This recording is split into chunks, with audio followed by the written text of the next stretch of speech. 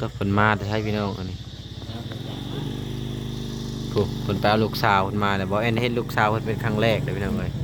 มาแต่ใช้เด้เพิ่นลุงพุ่มพัวแท้นี่โอ้เพิ่นมาแต่ใช้เด้นี่บ่คือเพิ่นลุงพุ่มพัวแท้มาแต่ใช้นี่อืมเด้อเด้อ ลูกหลานพ่อนี่ บ่แม่นก็หาก็เฮ็ดน้องเพิ่นครั้งแรก เอา บ่ ก็ พี่น้ มี อง กระเป๋าน้ำน้องเดือน อืมมาจากกรุงเทพบ่เออมาจากกรุงเทพบ่พี่น้องเอ้ยเว้าหยอกน้องเพิ่นหากันมาฮอดมื้อนี้บ่อ๋อสบายดีและสวัสดีพ่อแม่พี่น้อง FC เบิดสุขุสู่คนเนาะว่าจะเป็นฝั่งไทยฝั่งลาวหรือว่าสิเป็นทางต่างประเทศกะยินดีต้อนรับเข้าสู่ช่อง YouTube เบาแอนสตูดิโอหรือว่า Facebook Fanpage เบาแอนอีกแล้วเนาะพี่น้องเนาะซึ่งเปิดภาพมามื้อนี้ก็มาอยู่เมืองอาจสะพรเนาะพี่น้องแขวงสะวรรณเขตก็พอดีว่ามีเวียกมีงานก็เลยได้เดินทางมาทางเมืองอาจสะพรนี่แหละนะพี่น้องเนาะก็พอดีว่าเป็นทางผ่านนะพี่น้องก็จะมาอัปเดตน้องนงกับน้องเดือนนะพี่น้องเนาะซึ่งเบาแอนกับบ่เคยเข้ามาจักเถื่อเนาะก็จะได้เข้ามาเป็นครั้งแรกๆนะพี่น้องเนาะพอดีว่าผ่านมาที่นี่ทางเพิ่นก็เลยพาแหวนะพี่น้องเรื่องราวเป็นยังไงเบาแอนกับบ่ฮู้ดอกเนาะพี่น้องเนาะแต่ว่าพ่อแม่พี่น้อง FC ก็อาจจะฮู้จากซ่องใหญ่เพิ่นที่เคยเข้ามาถ่ายทำหรือว่าเข้ามาให้เรื่องให้ชานให้เพิ่นอะไรพี่น้องเนาะเดี๋ยวเบาแอนจะให้พ่อแม่พี่น้อง FC เบิ่งบรรยากาศรอบๆนะพี่น้องแล้วก็จะเข้าไปทางเพื่อนเพิ่นพูดเลยนะพี่น้องนี่เลยเนาะพี่น้องเพื่อนน้องนงเนาะพี่น้องเนาะแต่บอเอ็นก็เห็นอยู่คลิปผ่านๆจากคลิปทางอ้ายซ่องใหญ่เพิ่นอะไรนะพี่น้องเนาะกับบ่ฮู้ว่าน้องเพิ่นเป็นคนจังไรเนาะพี่น้องเพราะว่าส่วนหลายก็บ่ค่อยมีเวลาเขาเบิ่งคลิปเนาะมีแต่ว่าไปมาแต่เวียกแต่งานแหละก็เมื่อยแล้วก็เฮาก็บ่มีเวลาเขาเบิ่งคลิปนะพี่น้องเนาะบ้านหลังนี่บ้านน้องนงบ่น้องพี่น้องเบิ่งเข้าเบิ่งก่อนเนาะพี่น้องตัวเข้าเพิ่นก็บ่ว่าหยังติเนาะคือสิมิดใส่หม้ออยู่เนาะอาจจะยังบ่แล้วเนาะหลังนี่เนาะก็บ่ฮู้ว่าผู้ใดเฮ็ดให้เพิ่นบ่จ้อยหลังนี่หลายคนเนาะทั้งอ้ายใหญ่เพิ่นแหละเนาะหลายๆทั้งทีมงานทั้งช่องใหญ่เพิ่นหาล่ะเนาะพี่น้องน่าจะยังบ่แล้วผู้หลังนะกันเนาะพี่น้องเนาะเพื่อนน้องยังบ่จอยหลังนะน้องเดือนเนาะพี่น้องกับบ่ฮู้ว่าเป็นคนแบบไรน้องเดือนเดี๋ยวจะพาพ่อแม่พี่น้อง FC เข้าไปเบิ่งก่อนนะพี่น้องแต่ว่าพ่อแม่พี่น้อง FC ก็อาจจะฮู้แหละว่าเป็นคนจังไรเนาะพี่น้องต้องเพิ่นมาแต่ให้พี่น้องอันนี้ถูกเพิ่นไปเอาลูกสาวเพิ่นมาแต่บ่เอ็นเห็นลูกสาวเพิ่นเป็นครั้งแรกเด้อพี่น้องเอ้ยมาแต่ใช้เด้เพิ่นลุงพุ่มพัวแท้นี่โอ้เพิ่นมาแต่ใช้เด้นี่บ่คือเพิ่นลุงพุ่มพัวแท้มาแต่ใช้นี่อืมเด้อเด้อ ลูกหลานพ่อนี่ บ่แม่นก็หาก็เฮ็ดน้องเพิ่นครั้งแรก เอาก็ พี่น้ มี อง กระเป๋าน้ำน้องเดือน มาจากกรุงเทพบ่เออมาจากกรุงเทพบ่พี่น้องเอ้ยเว้าหยอกน้องเพิ่นปาตัว เมื่อยบ่น้องเดือน กี้นี่ก็เพิ่นพากันขี่รถมาเนาะพี่น้องเนาะจักพากันมาให้ผู้ลุงปวดแท้เพราะว่าพี่น้อง FC ก็อาจจะฮู้จักทางน้องเพิ่นดีเนาะแล้วก็ทางเอื้อยเพิ่นดีมีแต่บอกแอนนี่แหละบ่จัก เด้อสบายดีสบายดีอีกแล้วเด้อสบายดีสบายดีนี่ ก็คือยังอยู่กัน3คนคือเก่าพอในเฮือน โด บ่ ยแม่นอยู่3คนเฮ็ดเอา บ่ได้มีผู้ชายเลยว่าผู้รักผู้ใหญ่ บ่ผู้มี เพิ่งอันใดซะสิหาเอาผู้นำเสาหลักครอบครัว เพิ่นบ่มีสิเปิดใจ เนาะ บ่สิเปิดใจอยู่จะหาคนดูแลบ่มีเอา สุเจ้าน่ะขาดเสาหลักเนาะขาดผู้นำครอบครัวพี่น้องเอ้ยในเฮือนมันมีแต่ผู้หญิงพม่าของใดนี่เรายังญาติแล้วสิปิดประตูนี้ เอาปิดประตูละย่านไหนจะเป็นไผหั่นนั้นอีกแกละตกใจปิดประตู ปกติก็เปิดแบบนี้ไว้ตลอดบ่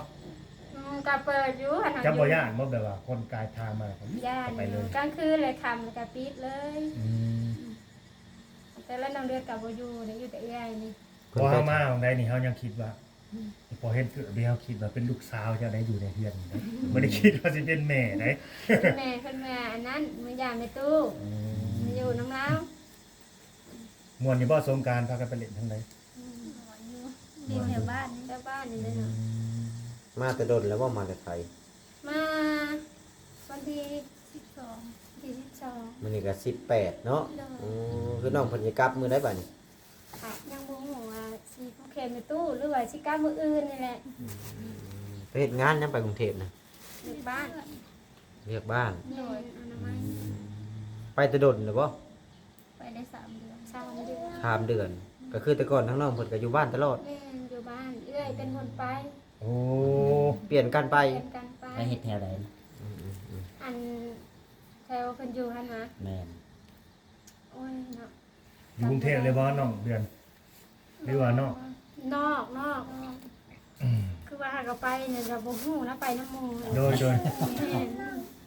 ก็แม่นแหละฮะก็ไปได้3 เดือน แม่นยังบ่เคยออกไปไส แม่นสิยังบ่ได้ฮู้ยัง แม่ ดี นบ่ได้ฮู้ที่อยู่บอนอยู่หั่นนะ อืม ไปน้ำหมู่ มันบ่คือเฮาไปหลายปี แม่ ได้ นยังบ่ได้ออกเคยออกไปไสมีแต่เมื่อบ้านแล้วก็อยู่หั่นแล้วก็กลับมาบ้านเลย อยู่กับหมู่เนาะ แม่นอยู่กับ หมู่ก็มานํกัน มา ไปนี่ก็สิไปนํกัน ยังบ่ฮู้ยังบ่ฮู้ว่าสิไปบนเก่าหรือไปบนใหม่อะนะบางทีก็สิไปเวียง โอ้ครับ เด็กน้อง มีงานไว้แล้วบ่งานน่ะ อยู่เวียงหั่นบ่ แม่ แม่นมีแล้ว อยู่ไทยได้ซะเนาะ ก็มีกันจะมันไปยากมายาก เขาบ่ได้แบบว่าบ่ได้รู้จักภาษาเขาปานใดหันนะมันก็คือคนลาวเฮานะอยู่นำเขา เว้าภาษาไทยนี่เว้าบ่จัก แม่น มันก็คือว่าเว้าบ่ได้ยากนะภาษาไทยก็ได้ คือยัง มัน ไง สบายเฮาไปเฮามาหันนะอยู่ลาวนี่ค่ะ ยากอยากไปยาก บ่ยากใส่บัตรใส่เบอร์เนาะ อยู่บ้านอยู่ลาวหาบัดไปใส่กัน โดยแม่นละอยู่บ้านเฮามันก็สบายอย่างหนึง สบายอย่างนึง แต่ว่าพื้นเงินค้ำกำแก้วมันเก็บเงินยากนะ มันขายแห้งมันสิน้อยเนาะ ก็แรงมันหน่อย อยู่ลาวนี่ถ้าว่าไปเวียงนี่ก็ได้อยู่ประมาณล้านแปดเนาะหรือว่า2ล้าน5บ่เท่านั้นแหละเนาะอย่างไร บ่เกิน3ล้าน2ล้าน5หรือล้าน8 นี่แห เริ่ ละ มต้นนี่ก็ล้าน8แล้วอยู่ลาวนี่อยู่เวียงจันทน์นี่ ล้าน8ก็ถ้าว่าตีเป็นเงินไทยได้เท่าไหร่มันบ่3,000 ประมาณนั้น ประมาณนั้นเนาะ แม่นประมาณ 3,000 ประมาณนั้นแหละเนาะพี่น้อง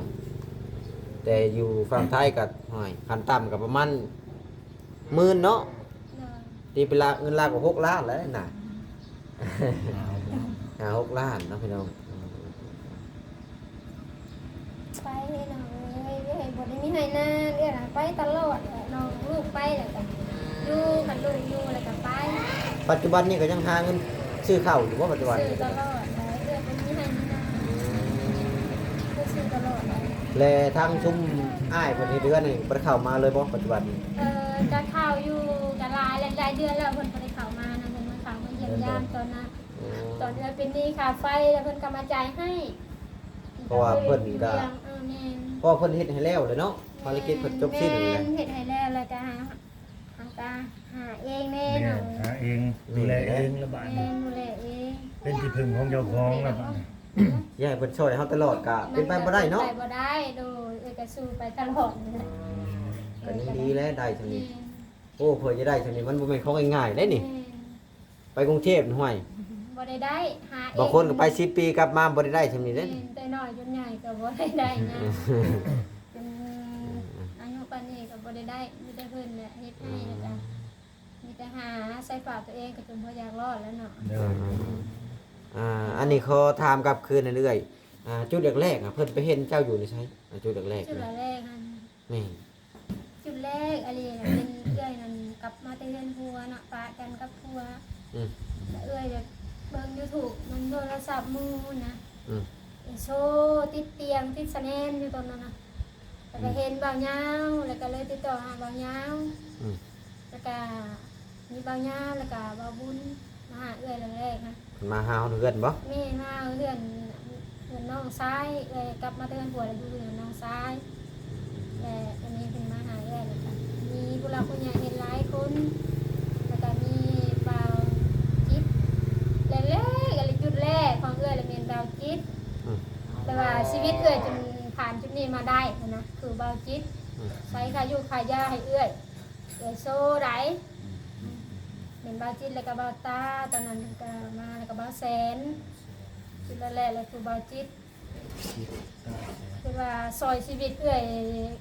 ผู้ใหญ่ทางบาจิตนะ โดย คือว่าเอื้อยผ่านจุดนี้มาได้นะเอื้อยยังว่า เดี๋ยวนี้นะหายปกติแล้วบ่ลูกไข้เจ็บกันเนาะเจ้า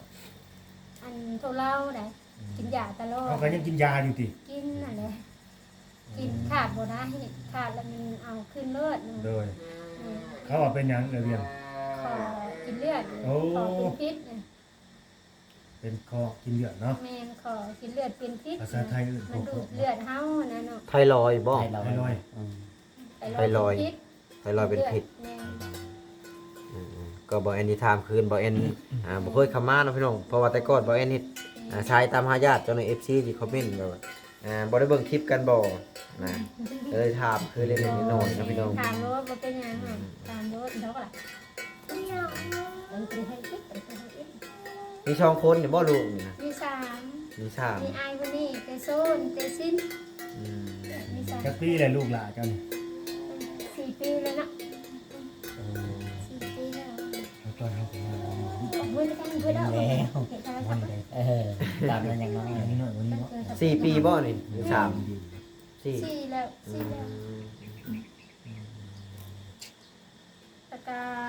ซอยเอ้ยพายุขายาแล้วก็ไปห้องหมอเอ้ยยังผ่านเราจะนี่ได้โอ้ย ถ้าบ่มีเพิ่นนี่โอ้ยเนาะ บ่มีเพื่อนเนี่ยบ่มีพวกเราผู้ใหญ่ทางเบาจิตแล้วก็ต่อไปกับเบาแสนแล้วก็โอ้ยชีวิตเอ้ยนะหลายคันเว้ามันก็หลายเลยจนบ่จุกบ่สิ้นหลายแห้งหลายขั้นตอนหลายอิหยังเกิดขึ้นกับชีวิตเอ้ยอะนะ เนี่ย แม่นเพิ่นซื้ออิหยังให้แล้วก็มีแนวเป็นอีกอันหนึงอีกเพิ่นก็ซอย มรสุมเนาะ แม่นซอยมาตลอดเตะมาห้องนะเตะมาห้องนะเดินเลิกเตะมาห้องแล้ อั วน นี้ นะ ก็เสียงก็มาสิแล้วบ่คิดว่าสิได้เจอ บ่มีอะไร เนาะ แม่ พอมามือนี่นะบ่เห็นสุเพิ่นนะ มาเที่ยวนั่นแหละพ่อ มาเที่ยวนี่ แต่บ่แอน เสียง สงสัยมามื้อน่ะนะทั้งนอกนี่นะยังไปไทยพุ่น แม่นยังบ่มา มีแต่ แห แม่ ละเอื้อยน่ะไปเอื้อยก็ไปตามภาษาเอื้อยให้แหละเอื้อยก็ได้บ่ได้อยู่ดอก มีเฟซมีไลน์อยู่บ่น้องเดือนน่ะ ก็มี นี่เนาะ เออ นี่เด้อพี่น้องเด้อเนาะในใจตอนนี้น่ะคิดจะไปเวียงหรืออยากไปไทยไรกว่ากันน้องเดือน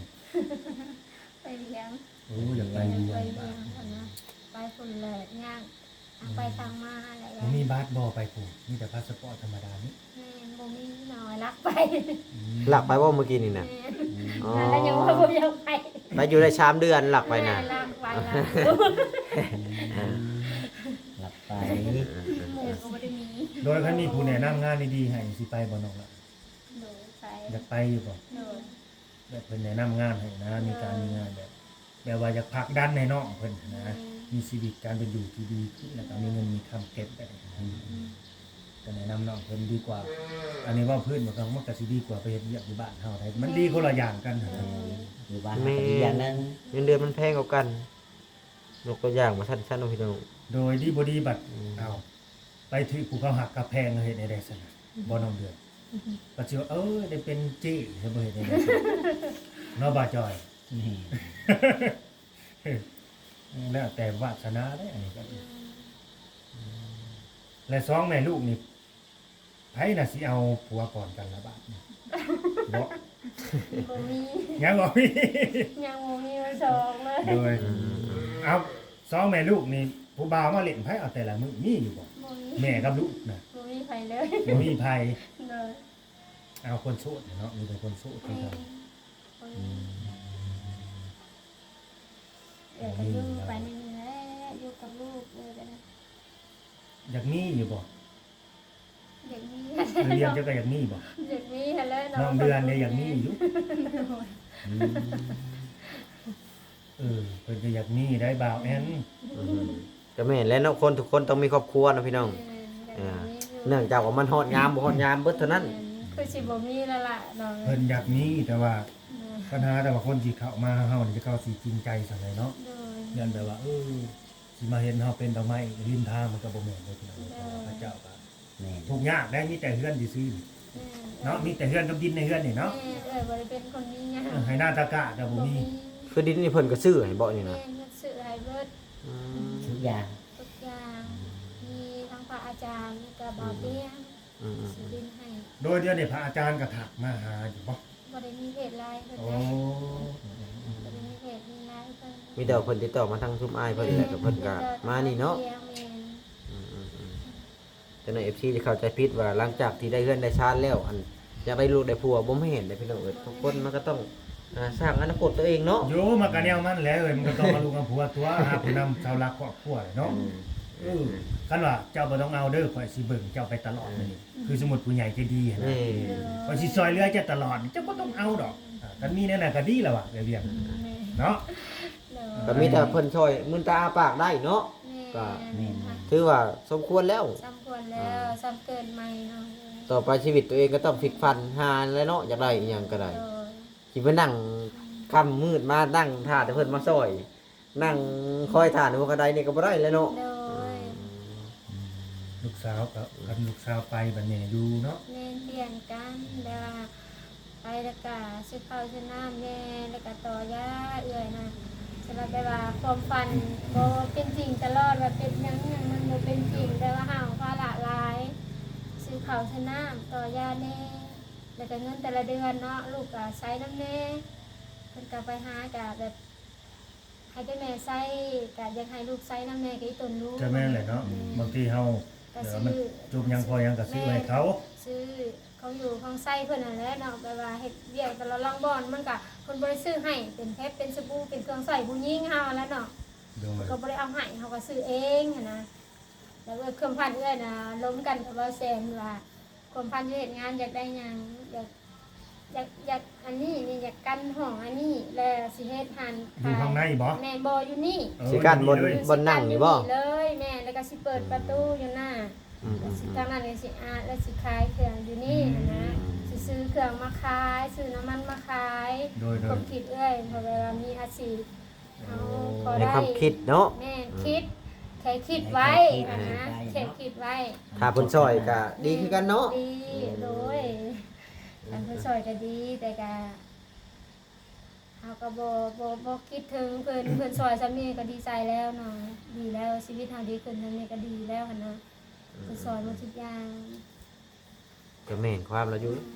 คันแม่นแม่นบ่ก็นี่ก็เฮ็ดอันกระตุ้นน้อยๆข้างหน้าเนาะ โดย คล้ายๆทรงมนุษย์คือกันนี่ก็แบบห้องหนึ่งเนาะ แม่น ก็ยังโอเคอยู่ กันมา ไปกว่าเขาอยู่ละล่า อันนี้แล้วโดยเฮ็ดประตูเปิดดึงขึ้นหั้นนะประตูเล็กหั้นนะคิดในใจหั่นแต่ทางนั้นก็อัดตะกาขายเครื่องอยู่นี่คิดไว้ แค่คิดแต่มันบ่เป็นจริงเพราะย้อนหยังเพราะว่าเฮาไปว่าซื้ออยู่สิกินก็บ่ได้โฮมหั่นนะลูกฝากมาก็ซื้อข้าวซอยาหั่นนะแล้วนี่ ถ้าสมมุติว่ามันเป็นจริงเด้สาบานนี่ ก็เฮ็ดอันนี้แหละ บางทีบ่แอนนรกปึ๊บผู้ใหญ่ทำบ่แอนเฮ็ดได้เนาะ สาธุเด้ออยากให้เห็นแน่ อยากให้เพิ่นเห็นแน่ว่าความฝันแม่น้องเดือนอยากได้หยังหั่นน่ะอยากแฮงแต่ว่าอยากให้มีอาชีพเป็นตัวเองบ่ฮู้นะสิหาขอว่าเฮาเฮ็ดได้นะเฮ็ดหน้าเฮาก็บ่มี กันมีนาก็ยังว่าเนาะอันนี้บ่มีให้มีนา แม่นบ่มีได้ได้บ่มีอันนี้ให้หน้านั้นบ่มีอันนี้บ่ได้เฮ็ดเลยมีแต่ไปซอยเพิ่น ใช่เพิ่นก็ได้ข่าวมากิน แม่ เนาะ นไปซอยดำหน้ากับไปซอยเพิ่นนั่นคือก็ให้เขาเอาเฮามีเงินก็เอานะแต่ละปีก็ปีการก็ไปดำหน้าบ่อจิต ไปฮอดน้ำบ่จิตพุ่น ไปหอดหน้าบ่อจิต เพิ่นมาหาเอา แม่น อืม ไปหอดหน้าเพิ่น ไปเบอร์2เลยบ่ ไปเพิ่นสองเลยเพิ่นสองให้น้องเดือนก็ไปแม่ก็ไปไปดำหน้านำเพิ่นแล้วก็เอาข้าวมีงานแล้วก็เอาเงินให้เอาข้าวมากิน เลยนะสร้างสีและชีวิตนางเลยผมมีเสารักผมมีใครพาหาพาสร้างมีแต่สู่ไปเองอะนะ กับลูกนั่นแหละ ถามมาแมนถามว่ายังมีบอกะอยากมีอยู่แต่กะมันคือสิเป็นไปบ่ได้เอาไปซื้อมาหางเอาเป็นคนบ่มีอะนะ แต่เขาก็ไม่ห่างไม่มาเนาะอยู่กับลูกไปสิมาเบิ่งแยงมาเลี้ยง ลูกเฮานำคือสิบ่มีคิดนะก็อยู่ไป คันสมมุติว่ามีก็คือสิไปจากนี่บ่ได้เนาะ บ่ได้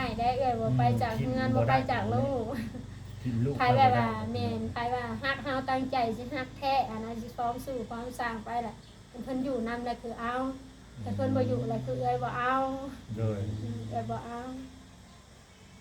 ปะลูกบ่ได้แล้วก็ปะเฮือนปะซ่านบ่ได้ น้องเดือนก็เห็นดีอยู่บ่คันว่าแม่เป็นแบบนี้ พ่อคนใหม่แบบนี้นะบ่ได้ห้ามหยังที่บ่ได้คัดหยังแม่ที่ บ่ บ่เนาะ แล้วแต่แม่นี่ แม่ ทั้งแม่ได้สากันลูกอยากได้อยากมีได้สาแม่ก็บ่ได้ว่าหยังบ่ บ่ได้ว่าแล้ว แบบเขาก็อยากมีเป็นฝั่งเป็นฟ้าของเขาแล้วบางที โดยบ่ได้ว่านะหักใจแม่ล่ะบ่อยากให้เมื่อหั่นนะ โอ้อยากให้อยู่กับแม่เนาะ แม่อยากให้อยู่กับแม่อยากให้แบบ มีหยังก็อยู่นํกัน มี เฮ็ ห ด ยัง ไป ก็อยู่ นำกัน กันสร้างสาไปนํกับแม่กับลูกไอ้กะอันว่าลูกมีผัวกะอยากให้อยู่นำสนามไปให้ไป เป็นห่วงลูก บ้านเฮาเนาะคันมีไห้มีนาก็ถือว่าสมบูรณ์เนาะแต่มันยากบ่มีไห้มีนานี่แหละ คือแบบว่าบ่ห้างบ่มีกะ มีนามีข้าวกินเนาะ มีข้าวกินแล้วแบบว่า แม่ มีความสุขขนาดนั้นอันนี้ถามว่าเฮามีกินคือหมู่บ่มีอยู่มันหักบ่อยากคือหมู่นี่ ต้องหาเนาะ เราต้องหาต้องสู้ไปตลอด อืม ต้องสู้ไปเรื่อย มีพอได้กินเนาะ ๆนี่ แต่ผมมีหลาย ปัญหาบ่หาบ่สู้ก็บ่ได้ คันคนมีข้าวอยู่แล้วในบ้านเฮาคิดว่ารวยเพิ่นแล้วบ่มีข้าวอยู่แล้วเนาะ แม่น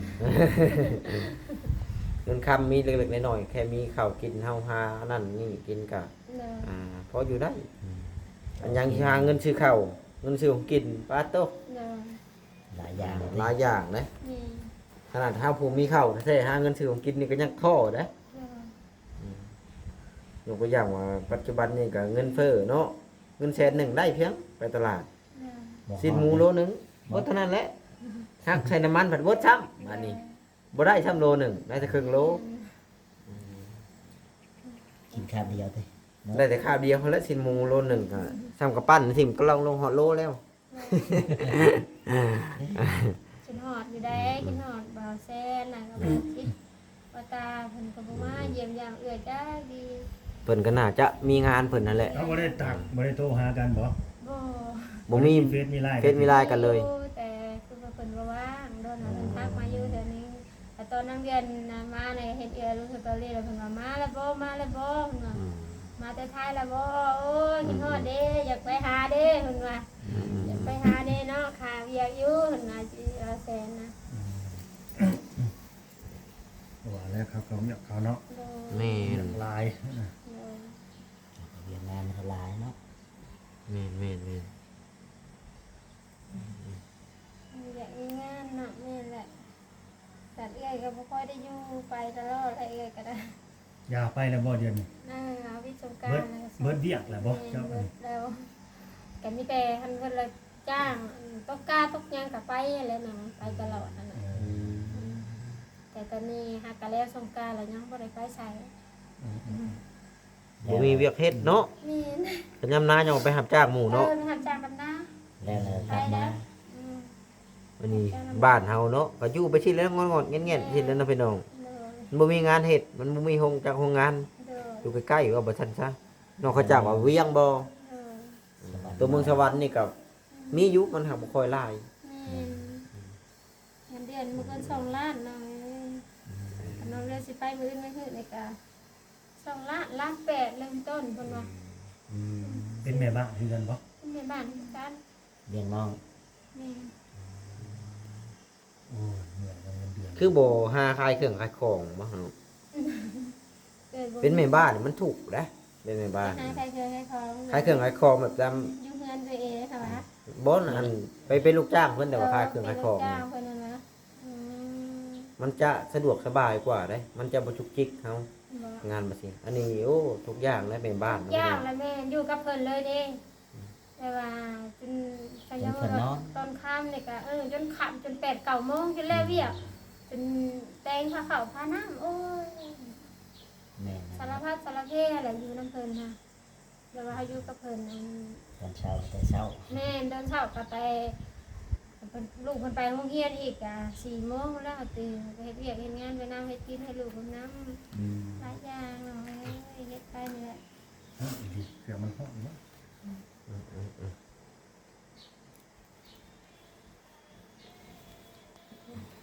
เนาะพี่น้องเรื่องราวก็ประมาณนี้เนาะทางน้องเพิ่นก็กลับมาแต่กรุงเทพแล้วเนาะ เด้อ ไป3 เดือนเนาะ ที่เราไปอยู่เป็นปี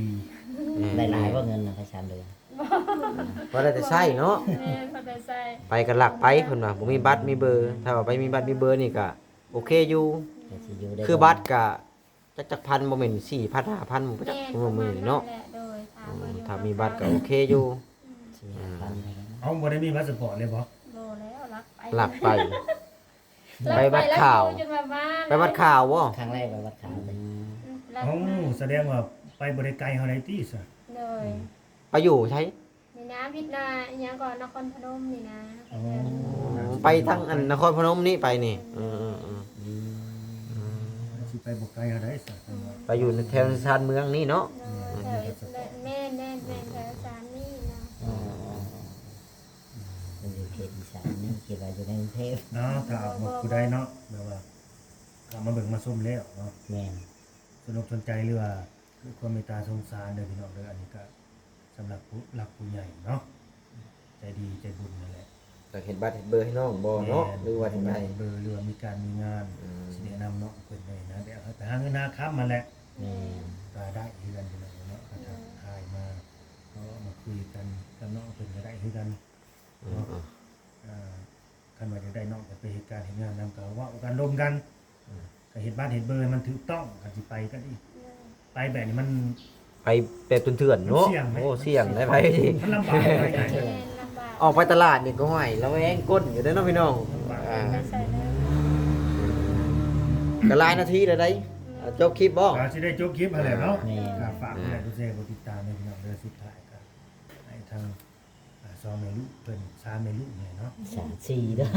สี่คนเนาะ ดีมีแห้งเนาะ เออ ดีมีแห้งสุขภาพแข็งแรงแล้วก็นี่ผู้รักผู้ใหญ่เพิ่น แม่น ดูเมตตาสุนเจ้าเนาะ อุปถัมภ์คำสู้คือเก่าเนาะ ก็ให้ได้ก็ให้ได้เจอคนที่สิมาดูแลสุน โด เจ้าย ไว้ รายการผ่าความเข้าใจหลายๆทางพวกมาเยี่ยมมายามกันดีใจหน่อยโดยรายการฝากความเข้าใจทางพวกเราผู้ใหญ่ที่เคยซอยเอื้อยเมตตาสงสารเอื้อยซอยเอื้อยจนฮอดปัจจุบันนี้ทาง โดย ผู้ใหญ่ทางเบาแสนรายการเบาตาเบาจิตรายการเบา บ่เคยลืมเนาะ บ่เคยลืมอยู่ในใจเสมอทางพระอาจารย์เว้ามาแล้วก็แข็ง แม่เป็นบ่เคยลืมพี่น้องเลยว่า อ่า เคยได้รับการ ใจน้ำเนาะ ละลายโดยอันสบายดีปีใหม่ให้เพิ่นสุขภาพแข็งแรงเด้อโมทุกคนทางผู้รับผู้ใหญ่ โดย บ่เอ่ยชื่อจ้ะขอบอกขอบใจคือกันเด้อให้สุขภาพแข็งขึ้นแข็งสาธุ ทุกทีมงานเนาะพี่น้องเนาะเฮาก็สิขอตัวจบคลิปก่อนเนาะพี่น้องเนาะไว้พอกันคลิปหน้าคลิปในพุ่นแหละไปก่อนสบายดีและสวัสดีพี่น้อง สบายดี